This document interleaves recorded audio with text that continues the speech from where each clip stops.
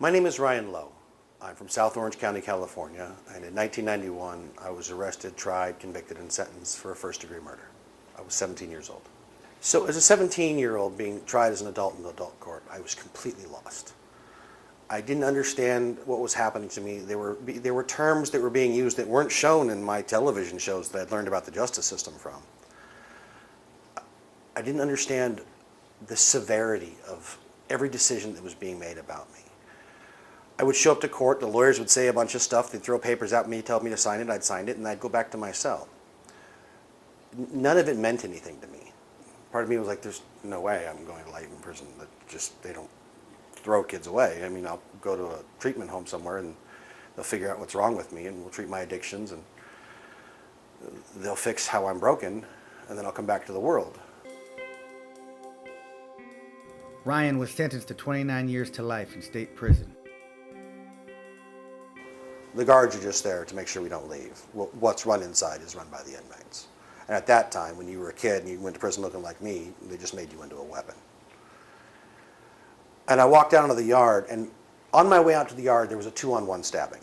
I was horrified. I was terrified. There are the older fellows coming by telling me how to make a knife. I've been there in hours, and they're teaching me how to make a knife. It's like the first thing that they want you to learn. They're like, well, you're going to need it. I had a 16-year-old kid who was living with a guy who had 3 life without sentences. That kid never had a chance.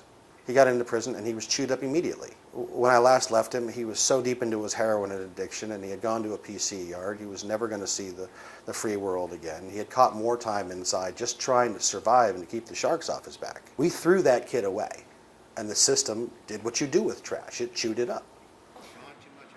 Ryan was fortunate not to get chewed up. He was rehabilitated in prison and earned his parole.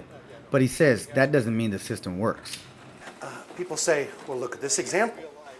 There's this one shining example of somebody who's doing great. That's the lottery argument. It's a fallacy of rhetoric called the isolated example. We take one isolated example and use it to indicate an entire system. We have tens of thousands of people who are rotting, and we laud the 1 or 2 who are shining. How did I get through? I got lucky. Somebody gave me the space to make a decision that changed my life, and I sunk my teeth in. She is something special, though, isn't she? It is a long way from Folsom to standing underneath the Emmy statue. Ryan is now building his own video production business while mentoring other men out on parole.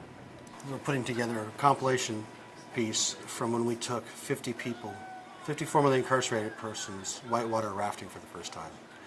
Many of these kids had never seen a tree that didn't grow on concrete. Most never left their neighborhood except to go to prison. And we took them out and showed them a different way of living, a different kind of life. We had to teach several of them how to swim before they could bring them out on this trip. And many of them had never been in water that they could actually immerse themselves in other than the bathtub. And so they're out here on a Class 4 rapid. And it was the most intense, life-affirming bonding experience they've ever had. One of the kids out there summed it up the best for me. He says, you know, Ryan, this is something celebrities and CEOs do. This is not something kids from East Los do. It's very much about showing people that hands. We describe it as food on the plate. You can't eat food that's not on your plate. If this kid's plate was only ever the neighborhood, it was the only things he ever knew were gangs and drugs and violence. There was nothing else available for him. No real world reality. Everything else he saw was just some stuff for other people on TV. Today, that kid is working and in college because he made a decision on this trip that he wants to live a kind of life where this kind of thing is possible, not the kind of life where he's curb serving dope like everybody else in his neighborhood.